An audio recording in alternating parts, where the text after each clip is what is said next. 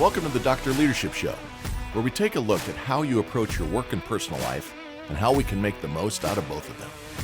A weekly get-together where we get real about self-improvement and development as we all make this not-so-easy journey through life. Our discussions will cover ideas and concepts from how to grow your career to how to lead your family towards prosperity and happiness.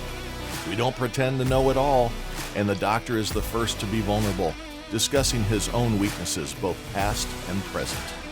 This is about growing together and having some fun while we discuss what is happening in the crazy world we live in and how to make the most of it. Let's strive for awesome together. Let's get after it. Hey, good day, everybody. Welcome to another edition of the Dr. Leadership Podcast. Hope you're having an awesome day. Happy Wednesday, the day you're listening to this, hopefully right when it comes out. Welcome to episode 95. I can't believe it. It's been coming up on 2 years, and what a ride it's been.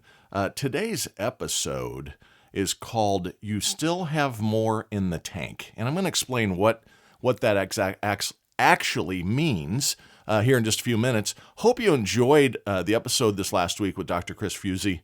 Talking about behavioral leadership concepts, his 3 books, and his time with the Modesto Police Department, where he was not an active participant, that's not the way to say it, where he was involved from the police standpoint in the Lacey Peterson murder, the Scott Peterson murder conviction, and that thing heats back up in the news. So we talk a little bit about the Scott Peterson case, and then dive into behavioral leadership. Hope you enjoyed that.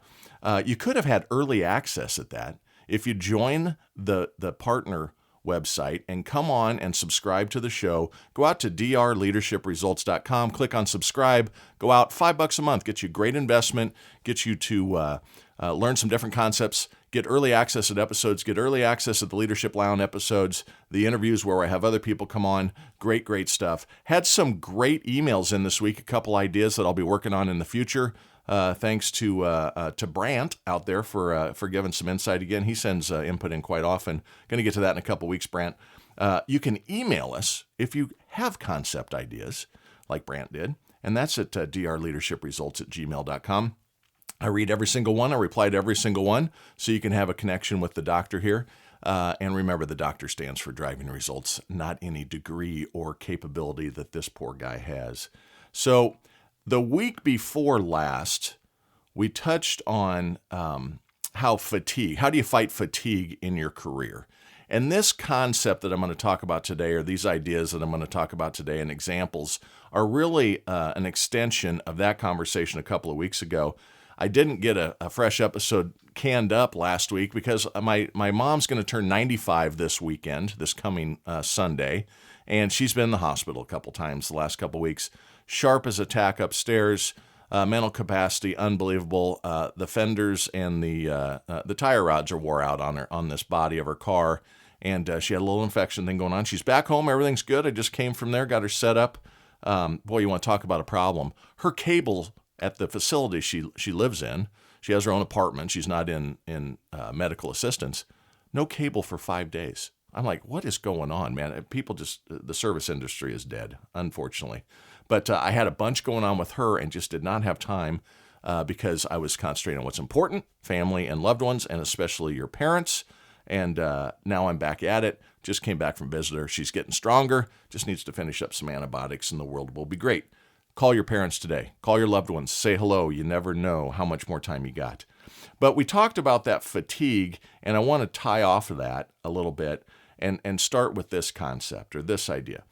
Have you ever reached a point where you thought you just can't do it anymore, or you can't accomplish a goal no matter how hard you try? You're just at the end of it. So remember, 2 weeks ago we discussed career fatigue and how to find inspiration. And this week, I want to discuss your inner capabilities, your inner capacities a bit further. Now, we all, let's just right set this thing. We all face challenges in life. And we all have a point of, hey man, no moss, right? Roberto Duran. If you don't know that fight from the 80s, great Sugar Ray Leonard, he said, no moss, no more, man. He didn't come out of the corner. We all get to that point, right? Just, I can't do any more. No, I can't do it. But do we really understand our own capacity? That's what this is about. Our capacity not only for accomplishment, but more importantly, our capacity to keep going. Our capacity to go beyond what we believe we can do. Everyone understands that the U.S. Navy SEALs are the best of the best. There's really, I mean, they make movies about some of it. They can't make movies about the rest of it because these heroes take on the worst situations in the world. But everyone understands they are the best of the best. And there's the Rangers, and there's all sorts of, paratroop groups, and there's all sorts of great groups in our military. But I'm going to use the Navy SEALs because they have a concept here that ties in perfectly. They're the best of the best. Their training is exemplary, right? Their physical fitness is extraordinary. And most importantly, their mental toughness is unsurpassed. That's what I want to talk about. If you have never given it a watch, go out and look for a documentary on the new Navy SEALs going through qualifications and training. It's called Hell Week. And just watch that. Because when you think you've reached your end, imagine what they're being asked to do. Really big concepts. Team and individual tenacity to keep going. It's a great, great show. They put them in the cold water. They make them carry things. They give them no sleep, exercise, lack of food, go into the ocean, fight. Now, you can tap out. You can go up and do what they say, ring the bell. You can walk up, you can take a little hammer and ring a bell, and they let you out. You can call the ball on yourself at any time. Few do. Few do. But go out and look for that documentary because it'll give you an idea on what I'm talking about here and why I'm using the Navy SEALs as an example. The SEALs have a mindset of what they call the 40% rule. And that's where I'm talking about there's more in the tank. Do you know that 99% of people who start a marathon finish it?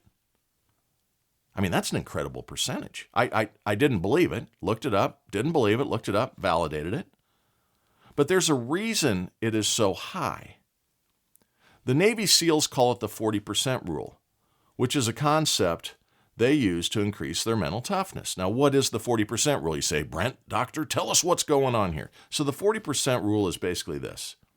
When your mind is feeling you are done, that you have nothing left, you really are only about 40% to your body's capacity. So the brain doesn't let you know you got a lot left in the tank. You got to fight your own internal throttle, your own internal braking system. I guess I used both the throttle and the brake here for analogies. But you got to fight through your own mindset. The body can do far more than the mind wants you to think. The mind is trying to protect you. But there's a lot left in the tank. There's a billionaire named Jesse Itzler. Tells a great story. He experienced this Navy SEAL stuff firsthand. So he decided, which this is crazy that he did this. Not crazy, but very impressive. He went out and was going to be a part of a team on a 100-mile endurance running race, running, jogging, whatever, across a very, very tough area. Desert. Mountainous desert. So he was going to do this 100-mile endurance race. While he was running, he saw this huge Navy SEAL, as he says it, a 260-pounder if he weighed an ounce. And I imagine 260 pounds, 259 pounds of muscle, right? Giant. And he was running so Jesse Itzler was part of a team. They were each going to take 10 miles. Holy cow, running the desert. It's 105 degrees. Gonna do this thing for 10 miles. This crazy SOB, this SEAL, runs it himself. Now, what impressed Jesse Itzler, again a billionaire, very successful man, he watched as this big man completed the race after nearly breaking every bone in his feet during the race. He went into kidney failure and damage by the time he finished. But this SEAL kept running. Broken feet, body starting to break down. He kept running because he understood through the Navy SEAL training that he was still holding on to something in the tank. Now, he wasn't only at 40% with these decisions. I'm sure he took 95% of what his body and what the tank held, but he kept going. Broken feet, kidney failure, etc. So Mr. Itzler, he was amazed. So he did what every billionaire does. He says to the SEAL, hey man, I want you to come live with my family and I for the next month, 30 days, and I want you to teach us how to increase our mental toughness. Here is where the 40% rule was taught to him. As the SEAL got him, the first thing the SEAL did is he said, how many pull-ups can you do? The guy says, I don't know, 7 or 8. And this Itzler gentleman's a pretty fit guy because he was running in a marathon across the desert, even as part of a team, 10 miles. I couldn't do it. I'd be lucky to walk it. Crawl, walk. So he got up and he did 8 pull-ups. And the SEAL told him, count to 30. Count to 30. Do it again. He was able to do 3. Count to 30. Do it again. He was able to do 2. Count to 30. Do it again. He was able to do 2. Count to 30. Do it again. Able to do 1. And the guy says, I got nothing left. And the SEAL said, listen, I'm bigger than you. We aren't getting out of this room till you do 100 pull-ups. Now, it took him a couple hours, but he did 100 pull-ups. He did 80 pull-ups past, or 85 pull-ups past when he thought he was tapped out. He went from 8 to 100. Now, not all at one time, but every 30 seconds, a little bit of rest, and get after it again. He had more in the tank. That's what the SEAL methodology is we all have the capacity to do more. So if it's work, if it's life, if it's you are facing hardship, there is always something in the tank. You got to fight through your own mental hurdles. Now, this SEAL was a gentleman by the name of David Goggins, who, by the way, he holds the world record. Listen to this one. He holds the world record for most pull-ups in a 24-hour period, a day. Take a guess. How many you think you can do in a day? I mean, it took this guy 2 hours to do 100. Probably took him 3 hours to 100. It didn't say the time frame. I was just doing some math there, figuring out. Might have taken him 4 hours to 100. This cat, this David Goggins, Navy SEAL, 260-pounder. First of all, pull up 185 pounds, which this Itzler guy weighs, if he weighs a pound. Now do it with 260 pounds. This cat, David Goggins, 4,025 pull-ups in a 24-hour period. You got something left in the tank, folks. Now, this guy is a specimen. I'm not saying we got to be Navy SEAL tough here. I'm not saying you got to do 4,025 pull-ups to be successful.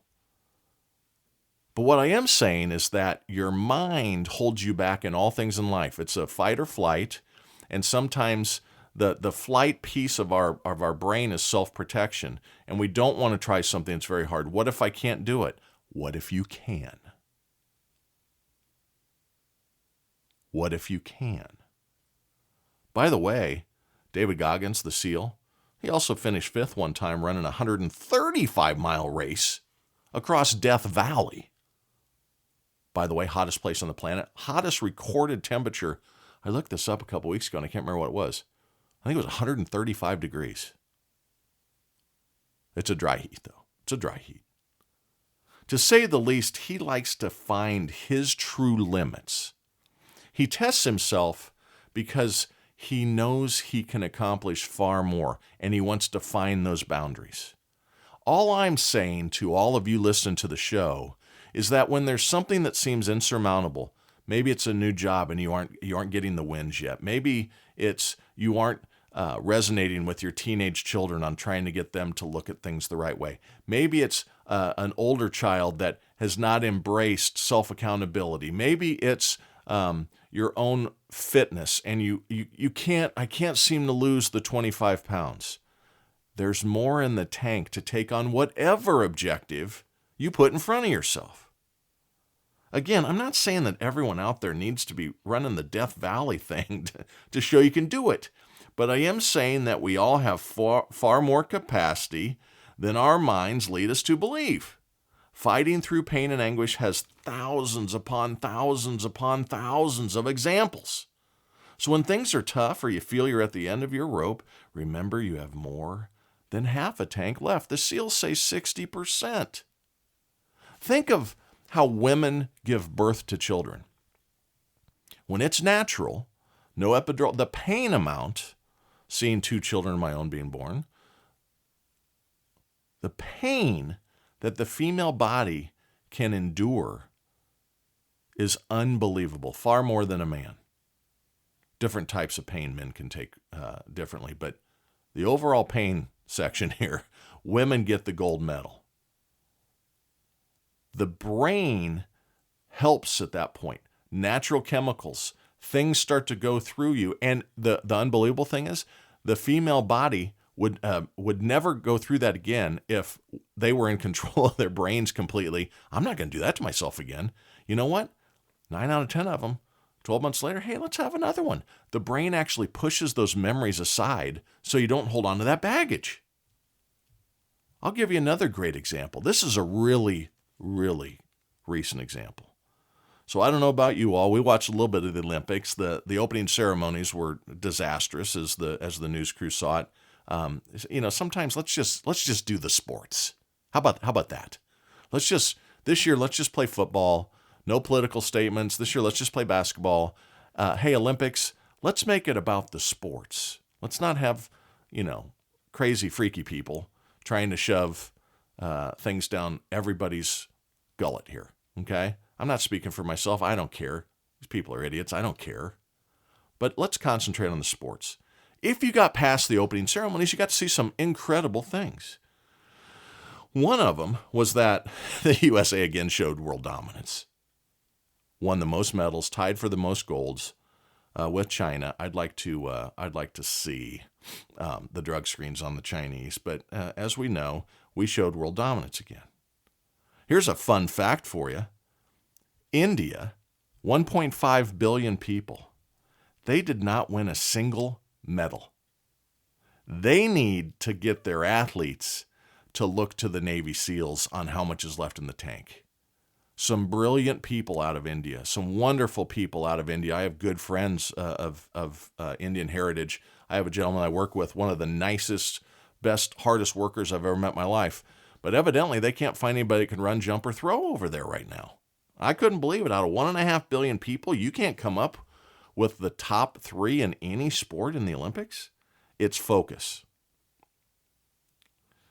So, a great story that came from the U.S. side of the Olympics is Kristen Faulkner. Now, I don't know, and she embraced her 40% rule. Let me just state it that way. So, she didn't even know how great she could be. She's a cyclist. She won gold in the road race in cycling. So she could be in cycling for a long time since she didn't know her top stop because she had just started. In 2017, she started so she went to Harvard, she graduated, she went to Wall Street, started working in the finance community, and in 2017, she started riding her bike through Central Park. She then went to now listen to this, in 2017, end of 2017, she went to an introductory clinic for women's cycling. 3 years after that, she was racing professionally, and in 2021, she turned pro, leaving her Harvard education, Wall Street job, big dollars, to become a professional bike rider. 4 years. You got to know you got more in the tank when you get that good that fast. So now the story gets even crazier from here, since she went to the qualifier for the Olympic team and didn't make the auto spot. There were 2 people. The top 2 people automatically go for the U.S. She didn't make it.